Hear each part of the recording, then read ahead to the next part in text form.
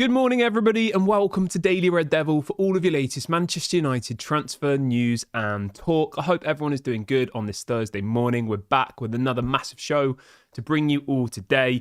But before we get into that, please do me one small favour. Make sure to drop a like on today's video. It doesn't cost you any money. It really helps the channel. And if this is your first time watching, please also subscribe as well. Bottom right-hand corner on the road to 40,000 subscribers. Go and do that if you haven't already.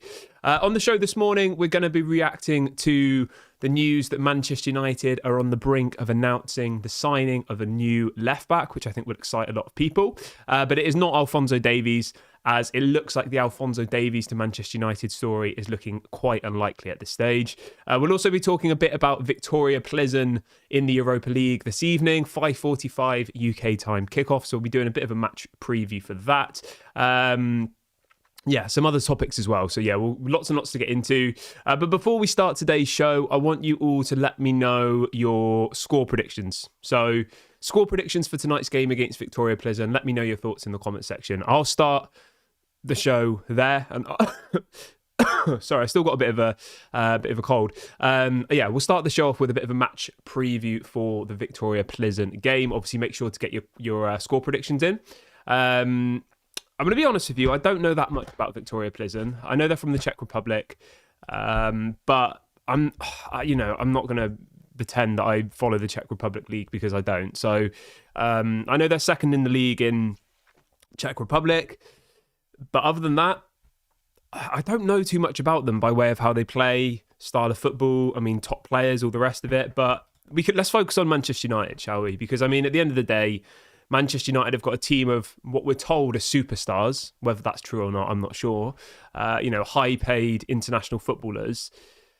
We should be able to beat them, shouldn't we? Really, but we've got the confirmation of the players who have travelled, so we can start there. So in relation to goalkeepers, we've got Alto Bayindir, Tom Heaton, Andre Onana. Defenders, we've got Dalot, De Ligt, Lindelof is back, which is interesting. Maguire, Malacia, Martinez, Mazraoui and Lenny Yoro. So our defence is pretty much full strength. The only player missing is Johnny Evans and Luke Shaw. That's really solid in relation to the defence, isn't it? Because you could easily have Dalot at left wing back. You could have De Ligt, Maguire, Martinez. Although I did read earlier that apparently Malacia is going to start. So it might be... we have lots of options now, is the point I'm making. You've got Lenny Yoro, you've got Martinez, you've got Mazraoui, so that's really positive. Midfielders that travelled, we've got Casemiro, Toby Collier, Christian Eriksen, Fernandes, Mainu, Mount and Ugarte. Again, very, very strong midfield there. Lots of options. In relation to the forwards, we've got Ahmad, Anthony, Garnacho, Højlund, Rashford and Xerxes. You know what? When you actually look at the balance of our squad now, I think our defence looks pretty solid.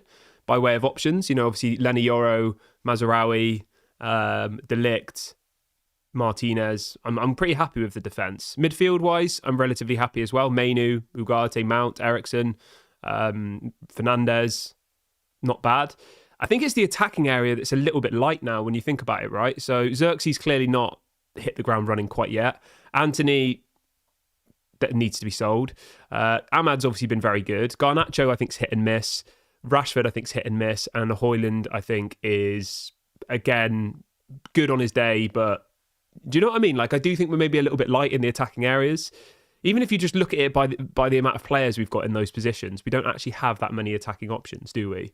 And that's why I thought in the summer that we should be signing another attacking player, because obviously we sold Greenwood, we sold Pellistri, and we sold Sancho. We sold 3 attackers, and we only brought in Joshua Xerxes.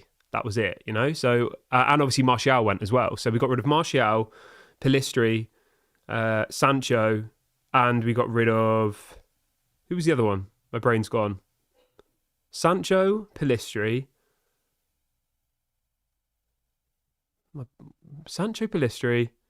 Martial. There was someone else. Greenwood. Yeah, 4 players. We got rid of 4 attacking players in the summer. And only signed Joshua Xerxes. So, I think overall, though, we are pretty much at full strength. The only 2 players who haven't travelled is Johnny Evans and Luke Shaw. Every other player in our squad is there. So that is our full strength team pretty much. So it'll be interesting to see how we line up for this game. Score prediction wise, I mean, we have to win this match. We have to.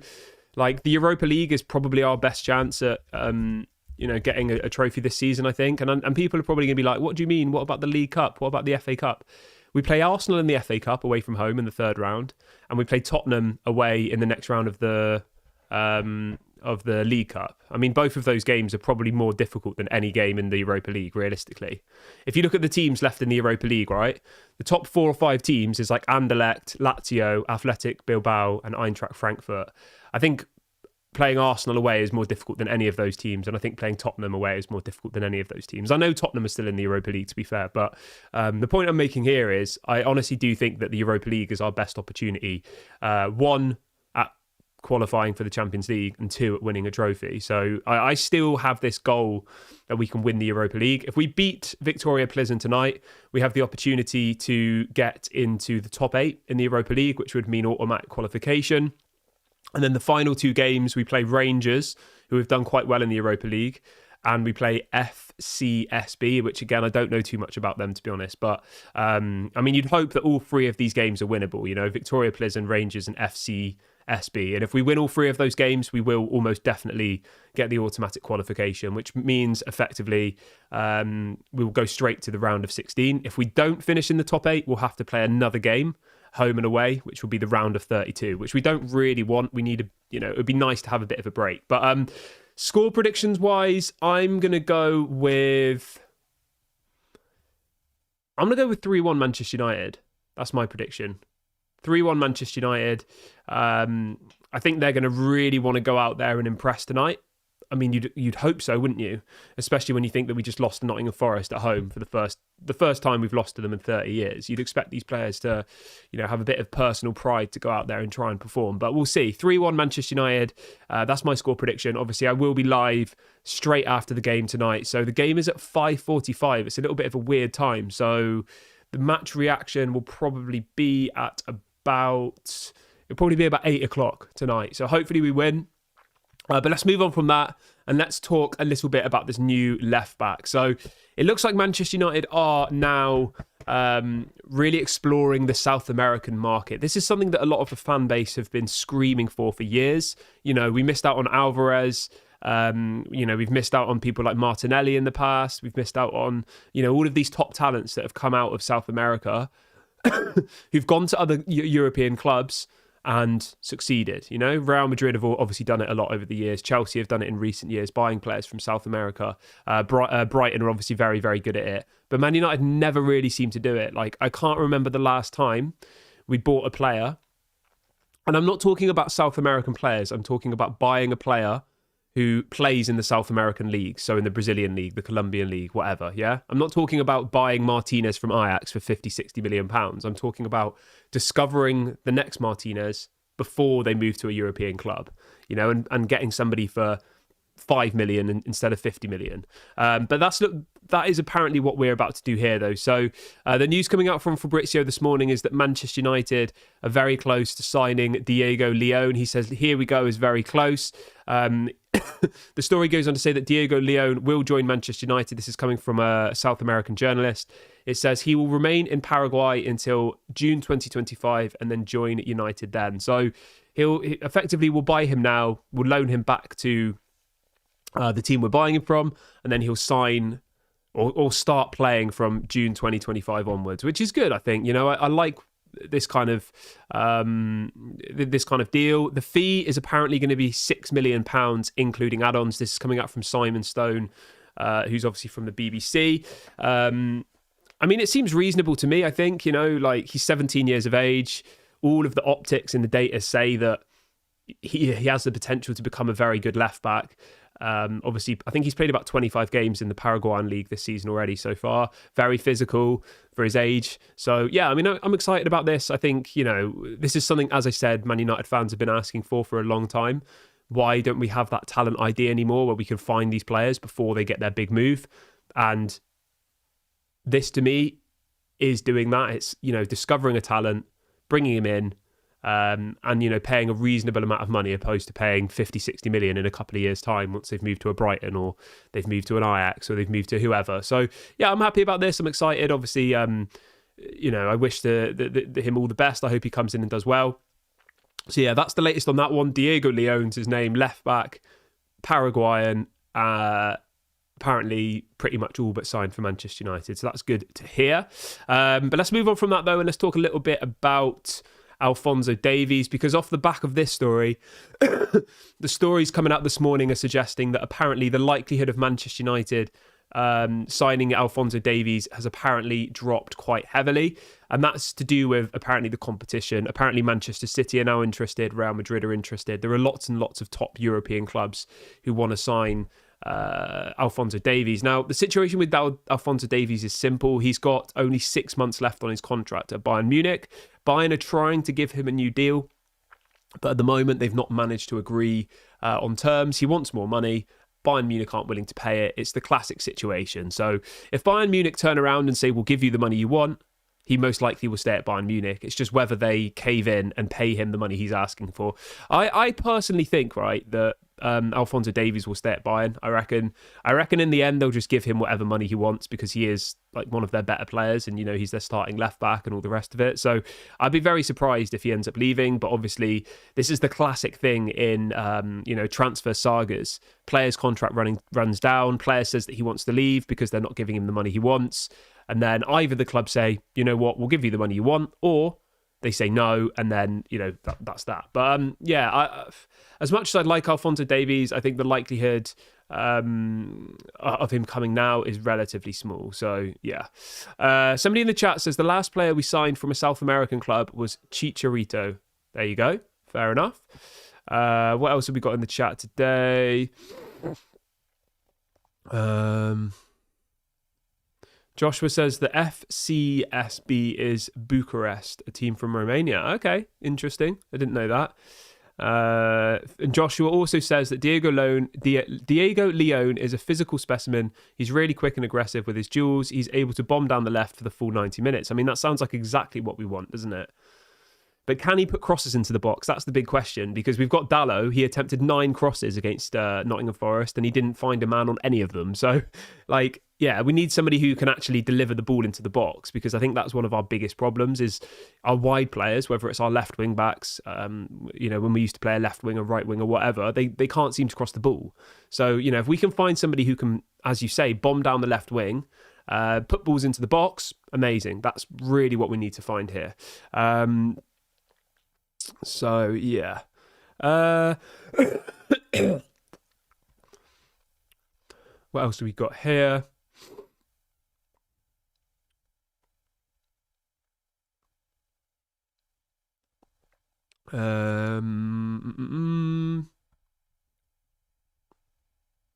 Okay, cool. Let's move on from that, though. Let's move on. There's quite a few other little bits to talk about today. Yeah. Let's have a look. Where were we? I'll tell you what I did quite like yesterday. So for anybody who was unaware, Ruben Amorim did his press conference yesterday with Malacia. And some of the quotes that came out from Ruben Amorim were quite nice.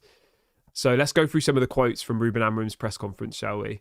So Ruben Amorim said that his vision, what he wants to achieve at Manchester United, is to win the Premier League. Which is, he has to say that. If he says anything different, then we're going to be like, what? Obviously not this season, that's unrealistic, but in the future.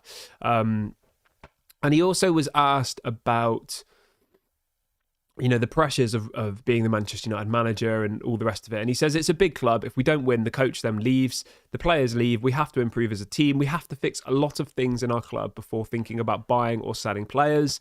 There's a lot to do. Let's focus on improving our players, improving our academy, and then we will see. I tell you what I do like about Ruben Amorim from all of his recent press conference is he's very honest and he's very down to earth. I think he doesn't beat around the bush, if that makes sense, if you know that saying. Like, he doesn't sugarcoat things. He's quite clear and upfront about stuff, which I really like.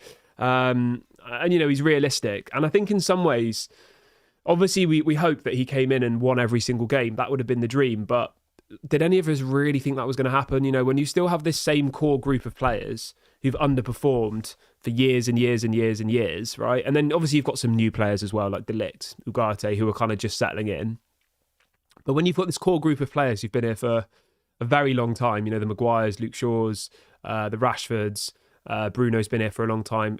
Dallow's been here for a long time. Like, you know, most of our better players have been here under Ollie, been here under Ralph Ragnick, they've been here under Erik ten Hag. And I think that, you know, obviously it will take time, and it's just whether this fan base as a whole are going to give Ruben Amorim the time. That's the biggest question, because it's not going to happen overnight. And I honestly think that what Erik ten Hag achieved by way of trophies in the amount of time, I think was actually phenomenal. I think the progress on the pitch was poor and not good enough, and, you know, our style of play was non-existent and all the rest of it. But I actually think trophy-wise and getting to finals, I think Erik ten Hag actually overperformed if you actually look at the squad we have. And I know he spent 600 million and all the rest of it, but like when you actually look at the players that were assembled and the team that we had in front of us, like we were quite lucky really to get where we were, you know?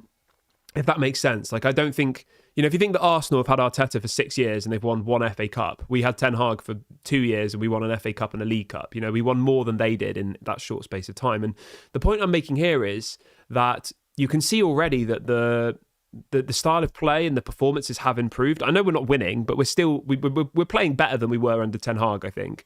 And there is a clear, distinctive style of play. But the problem is here, right? At least with Ten Hag, I'm not saying Ruben Amorim's bad, by the way. I'm just saying at least with Ten Hag, I thought we were awful to watch 90% of the time, but we were winning stuff, which kind of like creates this false reality where people are like, oh, well, he won the FA Cup. He won the FA Cup. Give him time. He won the FA Cup. Whereas you can already see with Ruben Amorim that we're, you know, starting to play better. We're starting to improve. And let's just hope that the trophies come hand in hand, because at Man United, you have to win trophies. It's not like Arsenal where you can go 6 years winning one trophy. Like, if he doesn't win a trophy in the next 2 or 3 years, people will be, I mean, even if, I don't know what people's expectations are. I wouldn't be surprised if we win nothing this year and don't get top 4, there'll be people probably criticising Ruben Amorim, won't they? Whereas, you know, I think it's going to take a long time. But for me personally, I think, you know, the Europa League is the main target for this season. So, yeah. Just to be clear, when I say Erik ten Hag overperformed, I mean in relation to trophies, I think. I think he won trophies quicker into his time at Manchester United than most people expected. That's what I'm saying. The performances, he underperformed. They weren't up to the level. But by way of trophies, I think he did quite well. I mean, he's won more than Arteta, you know? Fred says, Kieran, do you think the new system is a problem or will it eventually come good? I think the system's good if you've got the right players and the right, you know, the specialist left wing backs, the specialist right wing backs. You've got central attacking midfielders opposed to wide players. Because at the moment, you've got a left winger playing as a central attacking midfielder, a right winger playing as a central attacking midfielder. You've got a right winger playing as a right wing back. You've got, do you know what I mean? Like, at the moment, I think it's hard to really, like, give an opinion on the style of play and the system because he doesn't have the players to play that system. And it was the same under Ten Hag, to be fair. You know, you would always say that we didn't have the right players to play Erik Ten Hag style football. So it's just all about whether INEOS effectively give Ruben Amorim the reins to clear out players and bring in the players that will suit his kind of style team. That's the big question, you know? And if it does, I think he will succeed. If it doesn't, then I think he won't succeed. It's as simple as that for me personally. I think it is just about the players. It's about getting specialists in each position. So, yeah. Somebody says, what do you think about INEOS? Are you confident about them? No, not at all. I'm not. I'm really not confident about INEOS. I mean, I don't want to go on about it for ages, but everything I've seen so far from INEOS is making me confused, to be honest. You know, and even just the way they're treating people, you know, what they got rid of Sir Alex Ferguson. It came out yesterday that apparently they're reducing the normal working class people's bonuses who work for Manchester United. They supposedly get £100 a year as a Christmas bonus, right? Which is not very much, let's be honest. And apparently they're reducing that down to £40. They've just cancelled their Christmas party. I mean, it doesn't look to me like a club who has rich owners, that they're having to cancel Christmas parties. Remember that Christmas parties aren't included in your financial fair play. Financial fair play is just transfer fees and wages, I believe. It's not got anything to do with staff and any of that stuff. So the fact that they're having to save this much money by not giving, you know, the people who work in the canteen or the people who work, the groundsman or whatever, they're not willing to give them £100 bonus, which they've done every single year under the Glazers. I mean, it's all stuff like this. It just doesn't bode well for me. And I think that if this was the Glazers, there'd be people rioting probably and protesting and all the rest of it, you know. But for some reason, because Jim Ratcliffe has branded himself as a local lad who hasn't lived in Manchester for probably 50 years and, you know, has a season ticket at Chelsea and all the rest of it, but he's a local lad, people are still like clinging on to this whole thing that it makes it okay, you know, whereas if it was the Glazers, it was these, you know, these American owners, blah, blah, blah, blah, blah. I feel like people would take it very differently. But I mean, it's still very early days. To answer your question, in short, am I confident about INEOS? No, but obviously I'll give them time. Let's hope that they know what they're doing. But so far, to me, I don't think they know what they're doing, to be honest. They've never run a football club of this size. They bought INEOS. They completely messed that up. INEOS used to be a top... not INEOS, sorry. They bought Nice. Nice used to be a top 4 side, and they never get top 4 anymore, Nice. So, you know, I don't know. I honestly just thought from the very, very beginning that INEOS and Manchester United was a vanity project for Jim Ratcliffe. You know, it was like an ego thing, so he can go into rooms and say, I'm a part owner of Manchester United. Because I remember in one of the interviews he did in the build-up to the takeover, and he was asked why he wanted to buy Manchester United, and he said that he's made his money and he wants to have a bit of fun now. That was what he said, you know, and that just to me is like, what? And it's just another thing, isn't it, for rich people? It's like when you've got so much money, you've got every car you can buy, you've got every house you could ever dream of, you've got a private jet, you've got everything, right? And you're like, oh, what do I do now? Oh, I'll just buy a football club. You know, it feels like that to me. And it would have been the same with Qatar, to be fair. You know, I'm not going to beat around the bush. Like, they were buying it as a vanity project, but at least with Qatar, their principles of how they wanted to run it were very different. It was clear the debt, build a new stadium out of their own money, etc., etc., etc. That, you know, it's very different. So they both were buying it for the same reason, for a vanity project, for an ego thing. But at least with Qatar, they were going to put the money into it. Whereas at the moment, all INEOS seem to be doing is taking money out. You know, even in the summer, we only actually spent about 80 million euros net spend, 60 million pounds. And that's not very much, really. 60 million pounds for a new owner. If you look at Todd Bowley, he spent like $1 billion in 2 windows, didn't he? And INEOS spent 60 million net. So when you look at it like that, they haven't actually spent that much. And it's not their own money either, remember. It's money that Manchester United have generated. So you've got to be very, very clear on that. It's not INEOS pumping their own money into the club to go and buy players, to build a new stadium. Every bit of expense that we're talking about here is money coming from Manchester United's own pocket, not from INEOS. But yeah, so in short, I'm not confident about INEOS, but there's nothing we can do about it. They're not going to go now, are they? So yeah, it is what it is, isn't it? But I'm going to wrap the video up here, guys. I've got a really busy day, so I need to go and crack on. But I'll be back live straight after the game tonight, about 8 o'clock tonight. Make sure to drop a like, leave a comment, subscribe. This has been Daily Red Devil. Have a lovely day, everybody, and I'll speak to you all later.